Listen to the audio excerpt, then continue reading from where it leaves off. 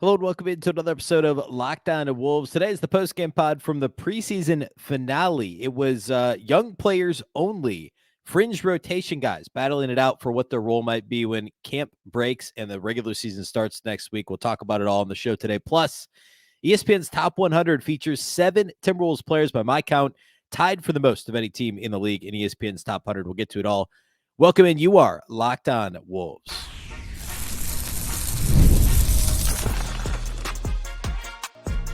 You are Locked On Timberwolves, your daily Minnesota Timberwolves podcast. Part of the Locked On Podcast Network, your team every day. Hello and welcome to the Locked On Wolves podcast, part of the Locked On Podcast Network, your team every day. My name is Ben Beecken. I'm the host of Locked On Wolves. Today's episode is brought to us by FanDuel. You can start your season with a big return on FanDuel. Place your first $5 bet. You'll get started with $200 in bonus bets guaranteed. Visit FanDuel.com to get started. Happy Friday, everybody. Happy weekend. The preseason is over. And honestly, I kind of mercifully at this point. Let's get to the real thing. On Tuesday, the Wolves opener at the Lakers. Today, it's the post-game pod following the preseason finale. Wolves didn't play their top 7 guys. So actually top 8 guys. So, really, I think they're top 9 guys. So a lot to talk about, guys battling it out for their roles as the season starts. There's a final roster spot decision for the Wolves to make. We'll talk about all that on the show. Plus, I want to get into the ESPN Top 100. Some interesting stuff there, too. First, though, a big thank you for making Locked On Wolves your first listen every single day. Of course, this show is free and available everywhere. That includes YouTube as well as all of your favorite audio platforms. Wherever you like to listen to podcasts, you can find Locked On Wolves. You can also watch on the Locked On Sports Minnesota app on both Roku and Amazon Fire TV. All right. So Wolves Nuggets preseason finale, of course, second night of a back-to-back because Lynx game 4 of the WNBA Finals is Friday night. So the Wolves moved their preseason game up a day from Friday to Thursday. Not sure how much that would, if the Wolves had a day in between, maybe a couple more rotation guys play, but I bet you still wouldn't see, maybe you went to seeing the top 9 guys sitting out, but you would have seen a few of them still sitting out if it had been Friday instead of Thursday. So obviously no starting 5, also no Naz Reid, no Joe Ingles, no Dante DiVincenzo, no Nickeil Alexander-Walker. So your top 9 rotation guys, or 8 plus Joe Ingles, wherever you want to put Ingles. We talked about this extensively earlier in the week. Those guys don't play. That means you have rookies Rob Dillingham, Terrence Shannon Jr. starting in your backcourt. You have Luka Garza, Josh Minott, and PJ Dozier in the front court. Of course, PJ Dozier is battling it out with probably Keita Bates-Diop, who came off the bench in this game for that final roster spot. So we'll talk a little bit about that on the show today. But what I want to do here, Wolves lost by 6? Who cares? Doesn't matter. I'm not going to do any game flow stuff like that's. We're not going to get into any of it. Not even like any real strategy type things Wolves wise, or different plays they're running for guys. Like none of that really matters coming out of this one. It was just really about individual performances. So I want to hit some key takeaways and observations from this game. And we'll do that for about half the show today. And then I want to get into the ESPN Top 100. So in terms of this game, I thought Josh Minott, compared to some of the other, what he just did on Wednesday night, pretty modest line, 7 points on 8 shots, 0 of 2 outside the arc, 3 boards. But I actually thought he played really well. And I thought this was basically the game because he ended up only playing 23 minutes, mostly just because they were getting other guys some playing time. He's played a ton this preseason, and he's already, maybe that 9th guy in the rotation, as we talked about on Thursday's show. This was basically the type of game we could expect to see out of him in the regular season. Now, hopefully he doesn't go 0 for 2 outside the arc. Hopefully the 3-point shooting is more for real, looks more like it did for most of the preseason. But in 23 minutes to put up 7 points, 3 boards, 3 blocked shots for Josh Minott, I thought he played well. The activity level was impressive. He got called for a foul on a play where I'm not actually sure he fouled. I can't remember who it was. I don't think it was Jamal Murray. I should mention that the Nuggets played like most of their guys, right? Jokic played 28 minutes. Murray played 29 minutes. Michael Porter Jr. played 23. It was their starting lineup.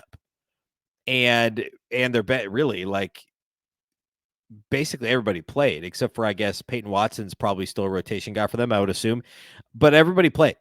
Now they didn't play like a full complement of minutes, like again, 23 to 29 minutes for the starters, which is close. It's like what the Wolves did on Wednesday. And the Wolves, second and third string guys more than held their own. Like Jokic was a +8, Murray was a +7, Michael Porter Jr. was a -9. So that's notable as well. Anyway, back to Minott. He had 3 blocks, had another play where he was called for a foul, and I'm not sure there was a foul or a block on the play, but it was a near block.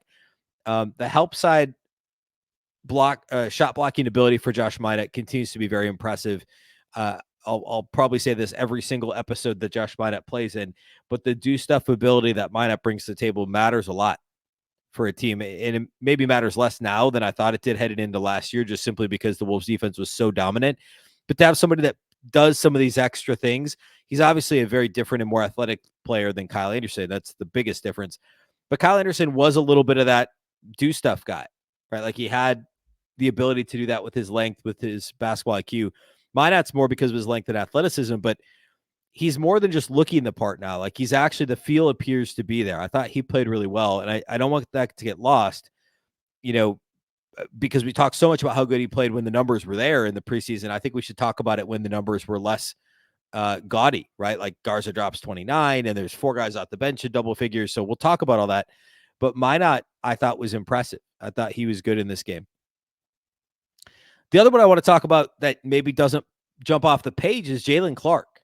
Jaylen Clark, of course, just quick refresher, second-round pick last year, was the Naismith Defensive Player of the Year. I think that's the name of the award in 22-23 for UCLA, tore his Achilles. Probably would have been a first-round pick if not for that. The Wolves stashed him last year on a 2-year, 2-way contract, and he played in Summer League and had a couple just unbelievable defensive performances, and then at times looked lost, looked completely inept offensively. That was always kind of, even as a healthy prospect, not a whole lot of offense there, not a whole lot of touch on his shot, not a whole lot of feel offensively. It's all defense all the time, but a really good defensive player and a little bit of upside offensively, because there is decent athleticism, and he was okay around the rim, but like the free throw shooting wasn't good, and he can't shoot threes and all that stuff. And he didn't look great the other night. I think it was the Chicago game. In this game, though, 11 points in 21 minutes on 5 of 8 shooting, did knock down a 3-pointer off the dribble too, I believe. I think it was like a 1-dribble rhythm shot. Missed his only free throw attempt, but he had 4 boards and 4 steals. He had 2 steals in like his first 3 minutes. He picked Jamal Murray's pocket like in his first minute on the floor. Very impressive. And then again, pitching in the 4 boards in 21 minutes, 1 assist, 2 turnovers. He did foul out in 21 minutes. We'll talk about foul trouble here in a minute. There's a lot of these guys were just extremely foul happy. And it wasn't like, the Bulls game was like, just stop calling fouls, guys, to the officials. The Wolves committed a lot of like legit fouls in this game. They were very handsy, these younger players for the Wolves. But I thought Jaylen Clark was awesome. And he's not going to play rotation minutes, barring something completely unforeseen. He's going to get a lot of G League run. But the dude can play perimeter defense in the NBA today. It's just the offense would be a clear net negative. So he's plug and play if you need him. Like if something goes awry on a 2-way contract, you could bring him up. And remember a couple of years ago, Josh Minott played some end of quarter situations a couple of times for the Wolves. Chris Finch was like, hey, just go get us a stop. Let's put out Minott and McDaniels and Ant to just swarm the opposing team. I think that kind of stopped after the deadline when they had Nickeil Alexander-Walker, but maybe that's Jaylen Clark. I know he's not as big as Minott, but he's that good on the ball. He's a better point of attack defender, a bit quicker laterally. Just plug him in and say, hey, stop the ball. And he'll do that against almost anybody. So I thought this was a really strong Jaylen Clark game. I thought it was fun to see him play and I guess play with reckless abandon, really. Okay. A couple more takeaways. I do want to talk about some of the other guys that scored a bit in this game. I want to talk about the fouling, and then the last roster spot. We'll get into ESPN Top 100. That's what we'll do here on the show today. Today's episode of Locked On Wolves is sponsored by our friends at Hims. Your sex life is important, but your schedule is busy. You don't have the time to go to a doctor's office to get treated for ED. Through Hims, you can get a personalized ED treatment without stepping foot outside your door. Hims is changing men's healthcare by providing you with access to affordable sexual health treatments from the comfort of your couch. Hims provides access to a range of doctor-trusted ED treatments like chewable hard mints, and Viagra and Cialis and their generics for up to 95% cheaper.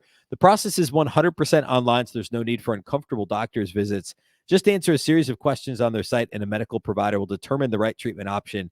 If prescribed, your medication ships directly to you in discreet packaging for free. No insurance is needed, and one low price covers everything from treatments to ongoing care.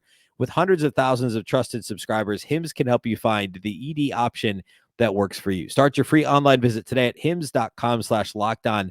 That's Hims, HIMS.com/lockedon for your personalized ED treatment options. Hims.com/lockedon. The products mentioned are chewable compounded products which are not approved by or verified for safety or effectiveness by the FDA. Prescriptions require an online consultation with a healthcare provider who will determine if appropriate restrictions apply. See website for details and important safety information. Subscription required. Price varies based on product and subscription plan.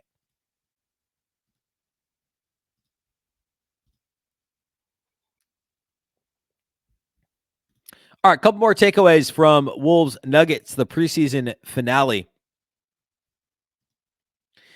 Let's talk quickly about Daishen Nix. Daishen Nix is what we thought Daishen Nix was, which is a volume scorer, and he did it relatively efficiently as far as Daishen Nix goes in this game. 17 points on 11 shots, 2 of 4 outside the arc. He was only 3 of 7 at the line, but scored in a variety of ways.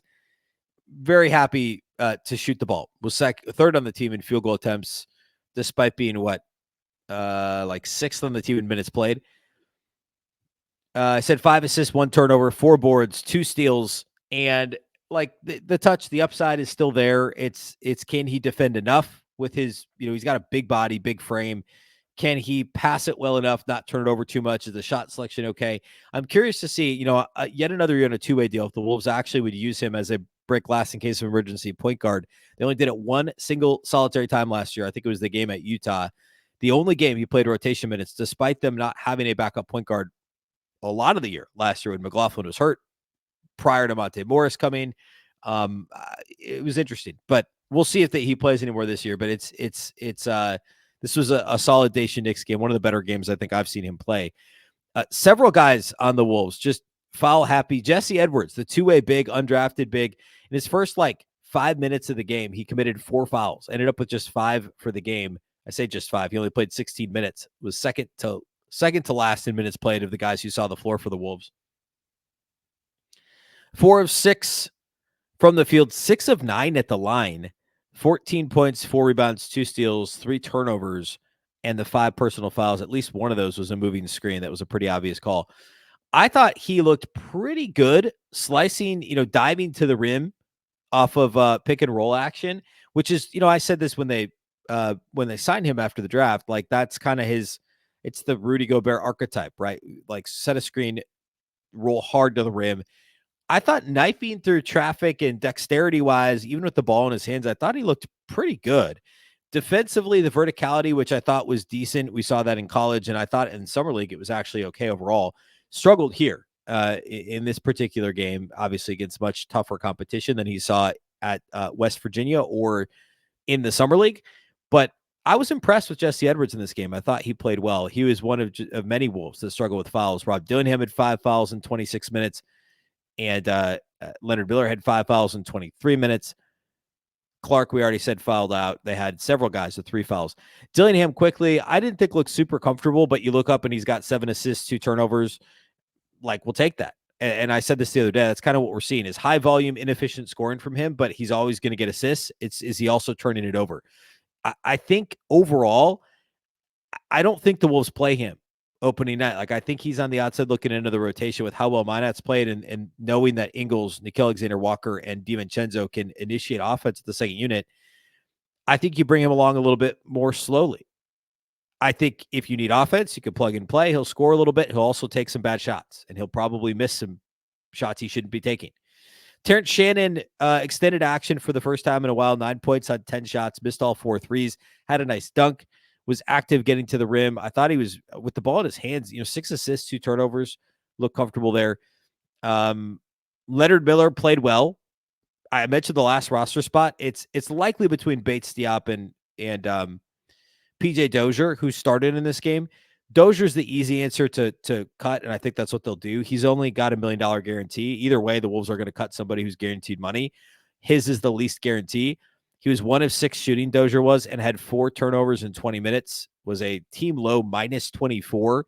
Only 3 players were minus, anything above a minus 8 or anything above a minus 9, and his was by far the worst. Dozier, to me, was the worst player on the floor for the Wolves. And, obviously Tim Conley likes him. Hopefully he latches on somewhere. Maybe it's in the G League with the Iowa Wolves where he was for a bit last year.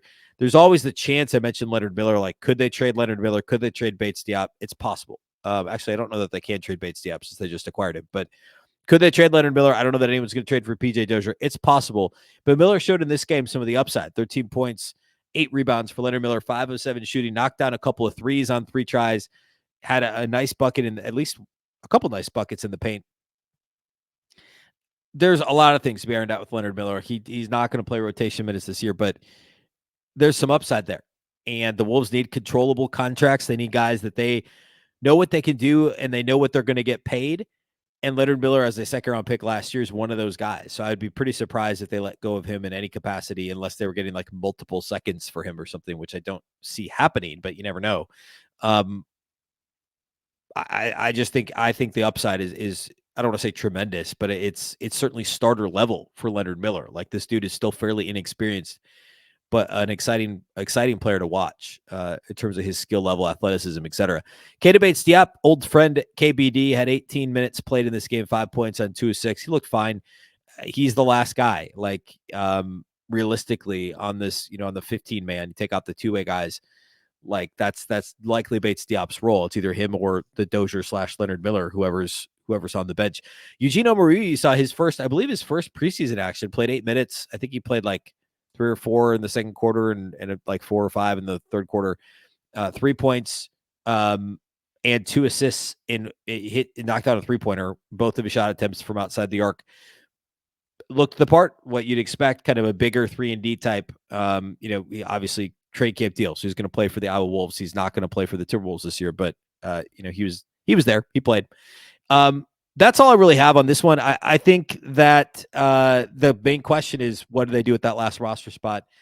Dillingham played well enough. Shannon played well enough. Garza did Garza stuff. Not much to say there. 29-9. It's what you'd expect out of Luka. 3 of 6 outside the arc. Got a little trigger happy. It's what he does. And Dacian, we talked about that.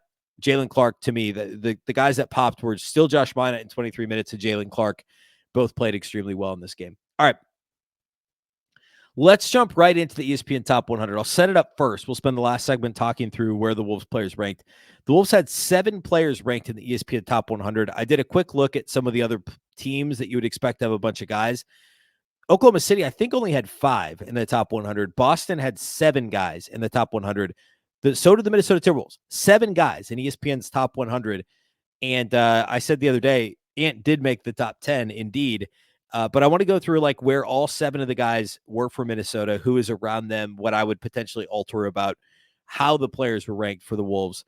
But 7, pleasantly surprised. I mean, the top 7 rotation guys are all ranked in ESPN's top 100. Turns out making the conference finals will go a long way with stuff like this. So we're going to break down ESPN's top 100, the Wolves' 7 entries here next.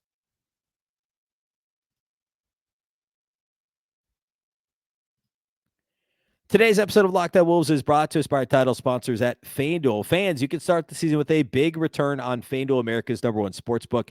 NFL fans, of course, Thursday Night Football. If I remember right, the line was, what was the line? It was Broncos -2.5, -2.5. I can't remember. I think I said Broncos money line, but the line, anyway, it was a blowout. Thursday night was. But you can live bet. There's another London game on Sunday. You can live bet on that. When you get a hunch in the middle of a game, you can check out the latest stats, view live play-by-play, and so much more. The same page where you place your bets. There's a London game early Sunday. So you got all day football. You've also got 2 Monday night games. They really spread the action out this week. And I kind of like when they do that. Also, ESPN win totals, ESPN win totals over at FanDuel. Now is the best time to jump on it right before the regular season starts. We talked about how the Wolves over-under win total went from 52.5 down to 51.5 here over the last week. The Knicks went from 52.5 up to 53.5. following the Karl-Anthony Towns acquisition. So go check out the NBA win totals over at FanDuel. You can get started with $200 in bonus bets guaranteed when you place your first $5 bet at FanDuel. Again, place your first $5 bet. You'll get started with $200 in bonus bets guaranteed at FanDuel. That's FanDuel.com.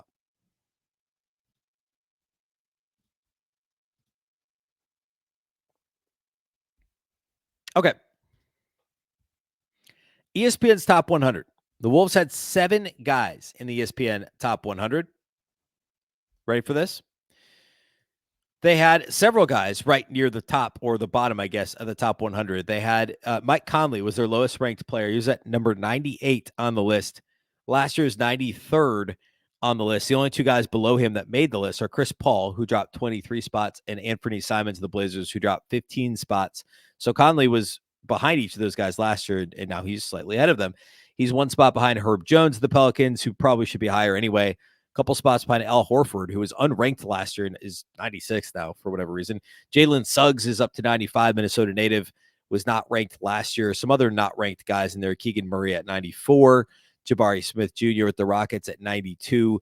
The Conley ranking at 98. I get that. On some of the other lists last year, he was also ranked in the 90s. Naz Reid went from unranked to 87, which actually feels a little low for Naz. I get that. Like, if you think about it in terms of starting caliber guys, like starting caliber front court guys, there's 80 to 90, depending on how you want to find front court in the NBA. Naz is right in that range. That's kind of what I've said is he's like on a good team. He's probably a fringe starter because I've always talked about Naz getting overextended minutes wise, but with the team as good as the Wolves, he's the 6th man. And of course the 6th man of the year. I think he should be a little higher. I think 87 is a little low for Naz Reid. He's a spot ahead of Isaiah Hartenstein, which makes sense to me. He's 2 spots ahead of Michael Porter Jr., who dropped 21 spots. He's 3 spots ahead of old friend Andrew Wiggins. And, hey, he went from all-star starter 3 years ago to not. He was 54th last year in the ranking, 90 this year. Naz again, 87. Jaime Jaquez Jr. with the Heat was 86. Lou Dort, 85. CJ McCollum, 84, down 40 spots. Marcus Smart down 24 spots at 83. Mitchell Robinson at 82, which is too high. He shouldn't be ahead of Naz. Miles Turner at 81. Also probably shouldn't be ahead of Naz. He was fine last year. But Jeremy Grant's at 80. Naz should be ahead of those guys. Naz should probably be in the 70s. That's what I would say. Jaden McDaniels, next up on the list, 77. Now, he wasn't ranked last year either. And I don't know. That's probably about right. It's maybe a little high, honestly. He's 1 spot ahead of Brandon Podziemski with the Warriors. He's 1 spot behind Tyler Hero, who was in the 70s last year too. 2 spots ahead of Dante DiVincenzo, who was also unranked last year. So all 4 of these guys, well, actually Conley, I guess, was in the 90s, but the other 3, Naz, DiVincenzo, and McDaniels were unranked, and now they're at 87, 77, and 75, respectively. DiVincenzo, they note in this little write-up here on ESPN that he's got a decent amount of upside, too. He averaged nearly 23 points a game in the Knicks' 7-game Eastern Conference semifinal series. And 75. So he's 1 spot behind ahead of Tyler Hero, 1 spot behind Zach LaVine, who was 38 last year, only played 25 seasons with the trade or with the injuries and then the trade rumors surrounding him. So he's at 74. Jarrett Allen's down to 73 from 50. Austin Reeves is at 72. I think you could argue DiVincenzo should be ahead of LaVine, Allen, Reeves. Put him ahead of Klay Thompson while you're at it. He's 71. Bradley Beal's down to 70.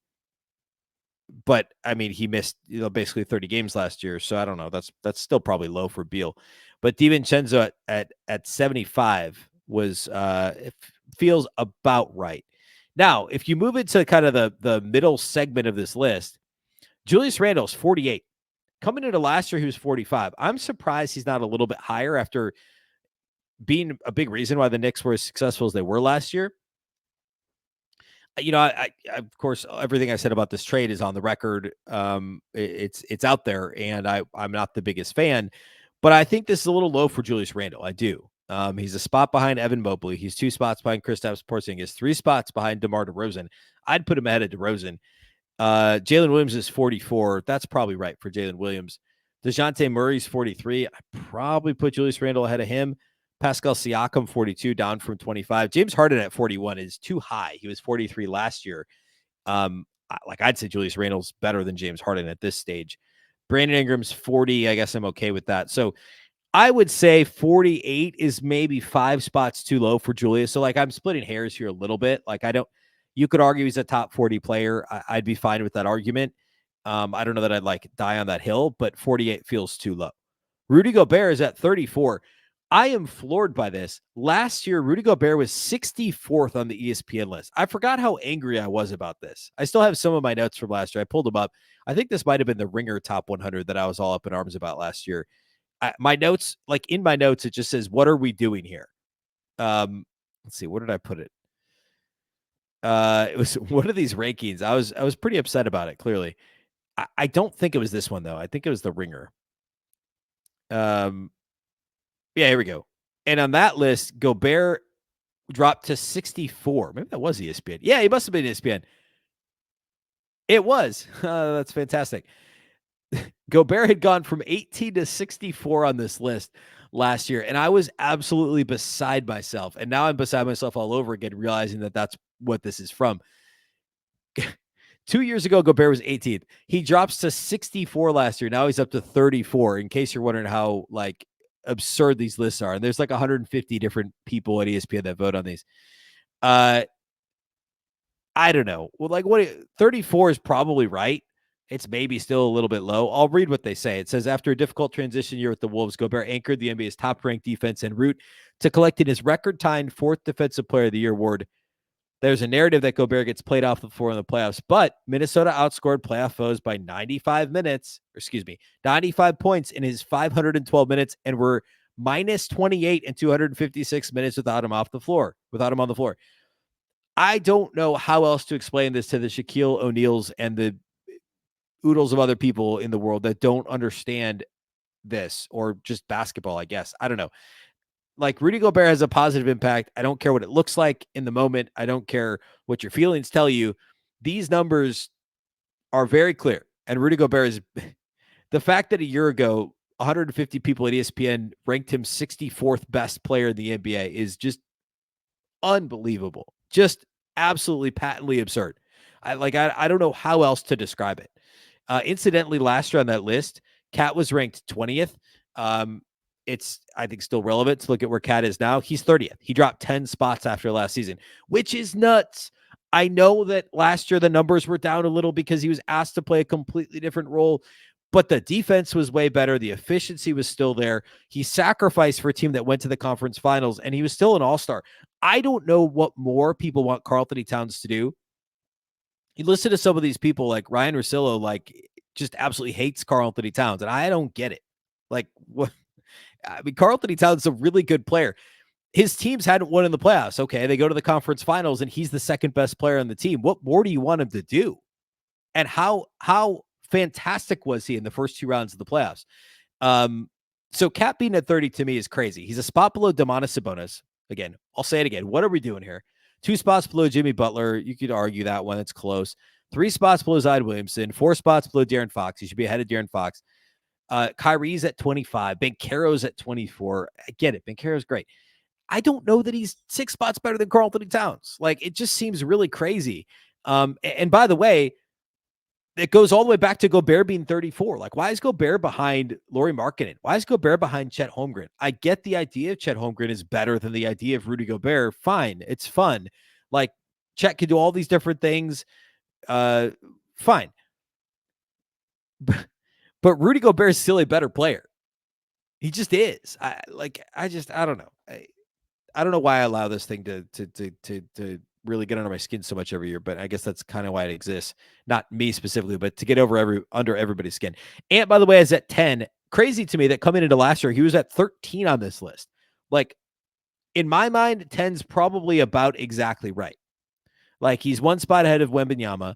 He's 2 spots ahead of Jalen Brunson. He's 3 spots ahead of Anthony Davis. 4 spots ahead of Jaylen Brown. 5 spots ahead of Devin Booker. That all feels right to me. He's 1 spot behind Kevin Durant. Fine. 2 spots behind Embiid. Okay. If he's healthy, yes. 3 spots behind LeBron. Okay.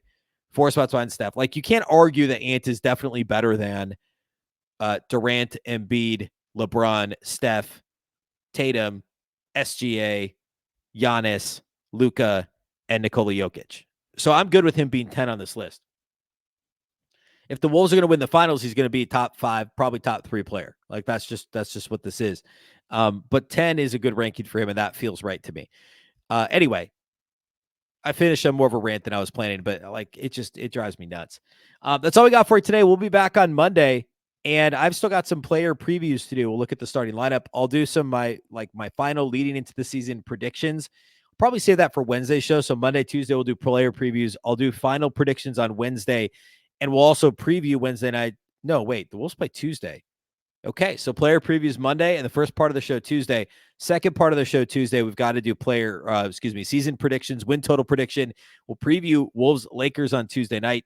So much to get to early next week. A big thank you for making Locked On Wolves your first listen every single day. Of course, we're free and available everywhere. That includes YouTube as well as all of your favorite audio platforms. We're daily Monday through Friday, post-game pods, the whole thing next week. So be sure to be tuned in. You can also watch on the Locked On Sports Minnesota app, which you can download on both Roku and Amazon Fire TV. And you can follow this show at X at Locked On T-Wolves and also at Beecken with 2 B's, 2 E's, CKEN. A big thank you again for making us your first listen. A reminder for your second listen, you can check out the Locked On NBA season previews on Locked On NBA if you have not already. From the East and West contenders to the potential tanking teams, a 6-episode series with everything you need to know about the NBA season. Find Locked On NBA on YouTube or wherever you listen to podcasts. The show with yours truly about the top of the West with Lakers, Nuggets, Suns, Thunder, and yours truly. That aired on this channel, audio, Tuesday evening, and also on YouTube. So you can find it, yes, on Locked On NBA, along with the other 5 episodes, which are all great.